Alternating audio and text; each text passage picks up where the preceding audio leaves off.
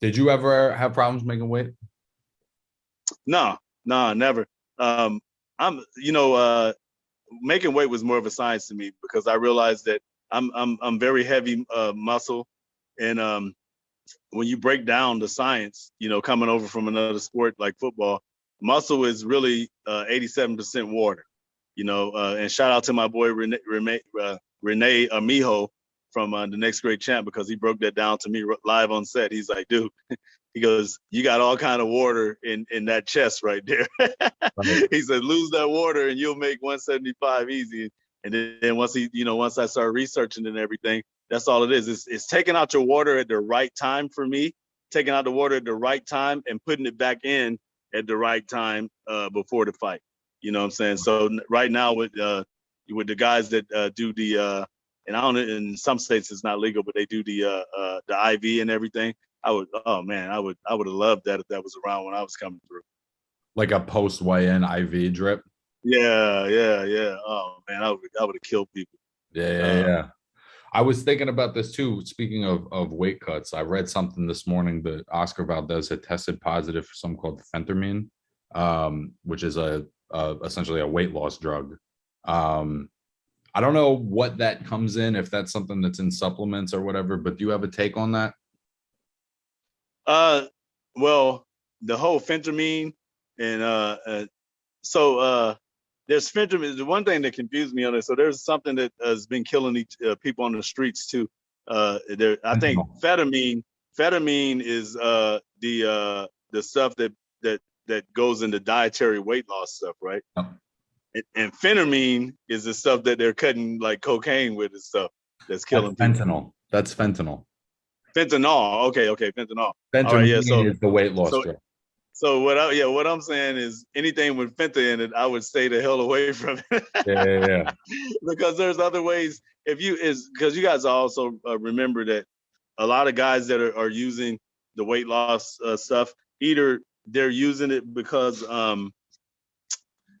they're trying to cut corners in losing weight or whatever. Because when you're training at a high level, unless you're just getting older and your body's rejecting the weight loss or the training, and if that's the case, you need to move to another division.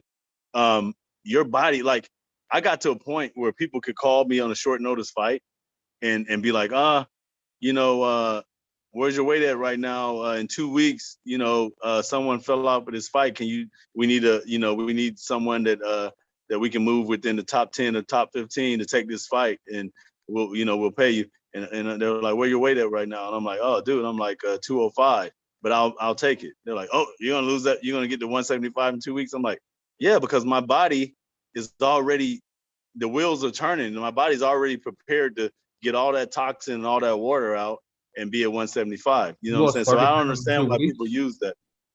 Huh? You lost 30 pounds in 2 weeks? Oh yeah, I could. Yeah, yeah. If you Woo! look at the Marcus Brown fight, I'll send you a picture of it one day. Um, I lost for his fight. I lost 30 pounds in 2 weeks, and then the night of the fight, I weighed 195 pounds after weighing in at 174, like the day before. Did you feel okay? Yeah, I'm Wow. telling you, man, I you mean, I get know it down to a Canelo does it. science. Yeah, you get it down to a science of taking the water out and putting it back in at the right time. It sounds like you got your head around it really well, because I know guys that have a real hard time with that concept. Like it's not about training. It's not, or work ethic. You know what I'm saying? It's just like it's a difficult concept to regulate that number so precisely. You know what I mean? Yeah, yeah, it's the science. It definitely. Another guy that does it well is the guy that I train, Mike Guy, but he uses like more of the scientific stuff like that. He doesn't believe in my old ways and stuff. So he does meal prep and all this kind. That's what a lot of these newer guys are doing. I mean, the science is getting better. Like me, like I used to get down to like 185 or so, like the week of the fight, and then I know that I'm a couple of poops and a whole bunch of sweating away, and then by the time the plane lands wherever we're gonna be at, like the day before the weigh-in, I'm already under.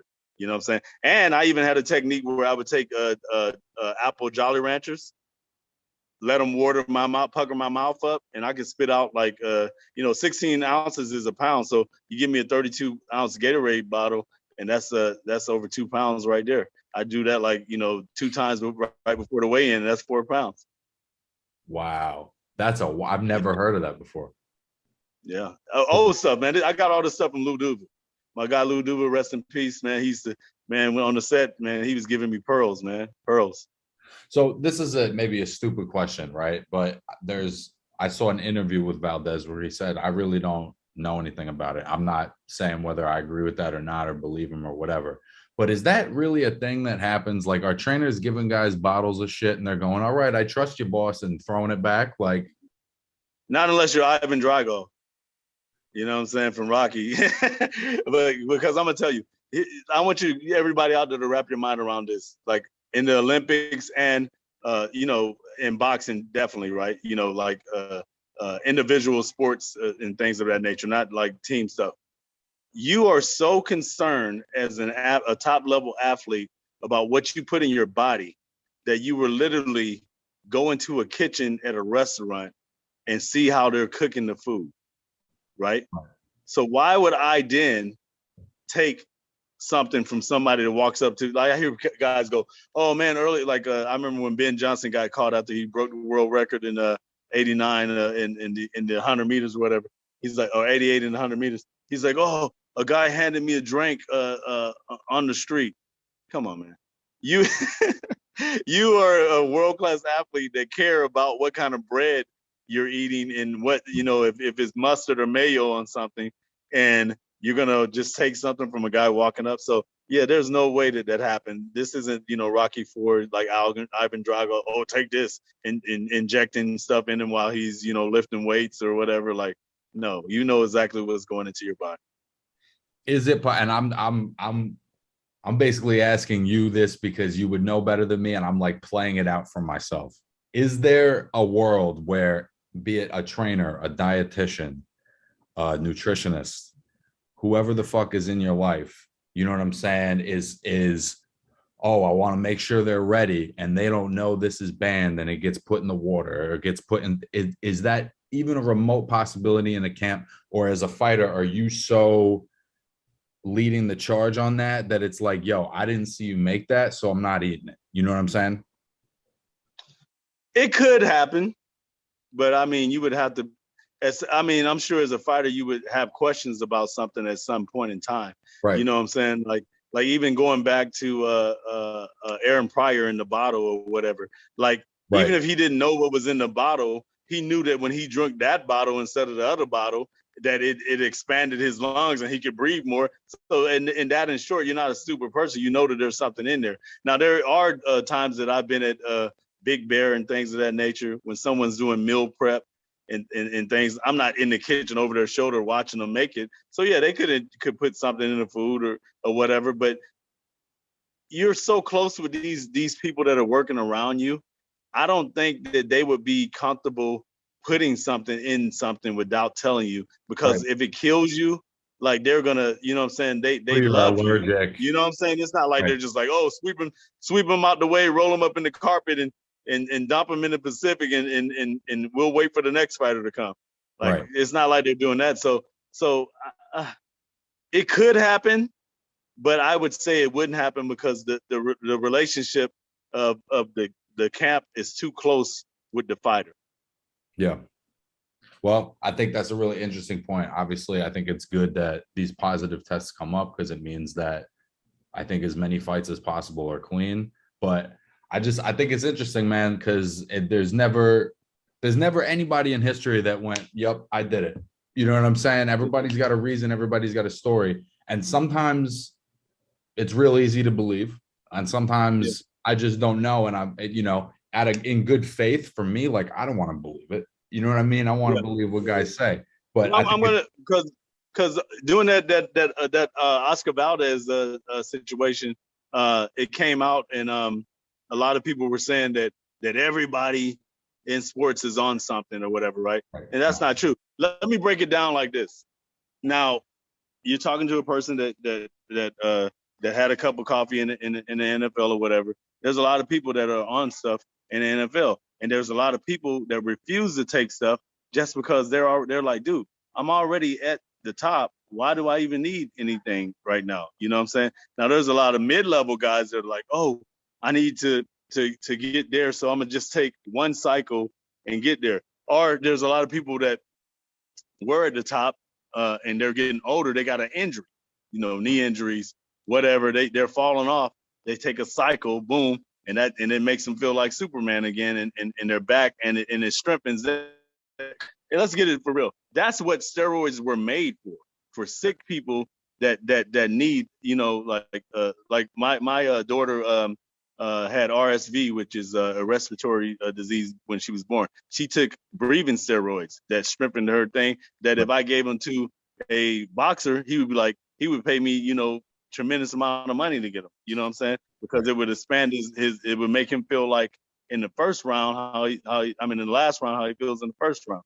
But so I said all that to set up, even when people are taking steroids and they're in the ring, right? It's not going to help your boxing ability. Right. This is the science. You understand what I'm saying? If it might help you make weight, it might even make you feel more refreshed doing a round. Like, in the 12th round, you're not as tired as somebody. But if you're really fighting an elite person or a top champion, if they hit you on the button in the solar flexor, on the back of your chin, on the back of your jaw, front of your chin, on your temple, on your neck, in your liver, you know what I'm saying? Right. You're going to go down just like the guy that didn't inject the shit. So I don't understand, like people are like, oh, when you were fighting, were you always concerned? I'm like, no, as long as he made the weight, I felt I'm going to whip his ass. Like, even if he is on some shit, like it takes 7 pounds of pressure to floor somebody. It doesn't matter if they're injected. Doesn't matter what hood they come from. Doesn't matter what country they come from. If you get hit on the button, you're going down. So steroids have no place in boxing is what I'm saying. Can they help you recover from injury? Yeah. Can they help you get a better wind? Yeah. You know what I'm saying? And if that's the case, then a person that is truly elite, let's say like a Floyd Mayweather, not saying that Floyd ever took steroids, he would never do that either. But if he did, now he could actually really hurt somebody because now you got Super Floyd, you know what I'm saying? Yeah. Or whatever. If I really think you're talented enough, let's just work hard and get there. You know what I'm saying? Like, why do we need so many shortcuts? And it's especially in something that's not definite, because we might juice you up, you know what I'm saying? And you go out and the guy throws a punch and it hits you right on the back of the jaw and you fall face first. Right. The steroids can't help that. Right. You're just knocked out with a thick neck. Yeah, they don't help everything. I think in this world that we're getting in, so if you're out there listening, kids, steroids are not going to make you invincible. You can get shot up with all the stuff you want and go out and get hit right on the beak and fall on your face. So it's not a cure-all. I think especially in a sport like boxing where you're literally like you're putting lives on the line, it's really it's different than, it's never like ideal, but it's different than weightlifting where you're just competing against another person. Like you're about to make contact with another human being, and the goal is to put them out. You know what I'm saying? The goal is to inflict damage. So to add something to that to make it even more dangerous is like, I don't understand how fighters get to that point, because who respects fighters more than fighters? You know what I mean? Well, it becomes, it's greed and it's shortcuts. Like people aren't willing to put in the hard work, and it's a lot of fictional stuff too, because like they might have people like that are selling it to them or in their camp that are saying, dude, you take this and you're gonna be the next, da da da da. Well, that's not promised, because you could take that shit and go out and still get your ass beat, or you could take that and really cause some health problems that stop you from ever getting to the top. So, but the main thing is that I just want people to understand that it's not going to make you a great. You have to already have talent for it to help you. Right. You see what I'm saying? If you're not, and thank God, and I hope that never changes, because the elite people or the champion level people, they kind of don't feel like they need it. You see what I'm saying? So for the other people, I'm talking to you. If you don't got the talent to be a champion, this it's not gonna it's not gonna help, bro. Like you just all you're doing is putting your life in danger. Don't do it. Yeah. Yeah, it's unfortunate. Valdez is one of my favorite like young guys right now, and I was a little bummed out to see that. Not sure what to believe as far as that story, but hopefully, I mean, he's supposed to still fight, right? Yeah. The WBC really looked out for him. You know what I'm saying? So, we'll see how that goes. But I mean, just like Do you think people that's are because saying, it's a oh, weight without loss breaks, he drug? should be, huh? I was gonna say, do you think that's because it's a weight loss drug and it's not a performance enhancer? Well, you got to look at it this way. In baseball and football, uh, um, even in the Olympics, right? You take a banned substance, you're banned for a specific amount of time. They don't take your whole livelihood away from you. Right. So why in boxing are people calling upon like, oh, they should be banned for life. They should be kicked out of the sport. I understand because of the seriousness, like you just said, like you could actually, if you could actually kill someone in boxing. So Right. so maybe that's why the people are like, oh, they should be banned for life. But just like any other athlete, like okay, let them come back. If in the NFL you get like 3 chances to be on a drug or whatever, and before they ban you or whatever. So like, hey, let these guys, let it get out their system, let the cycle get out, keep testing them randomly. Now they're on the watch, right? And then see if they can come back naturally. You know what I'm saying? And I think there should be some sort of like regularity developed as far as all of the testing protocols in different states and different countries and whatever. I think that would help to really weed that out, because then you also don't have instances like with Luis Ortiz. They popped him for his blood pressure medication because one country's guys cut weight with this, another country literally has a heart problem. You know what I mean? Yeah, plus he's 85. Like, what do you want him to do, man? He's right. Right. Like he's a fucking 250-pound, 60-year-old man. And he has to take blood pressure medication. They're like, no, you can't have that. But that's what I'm saying. Like, I think if we developed some regularity, it would keep the fights even safer. But I think the testing is doing a good job.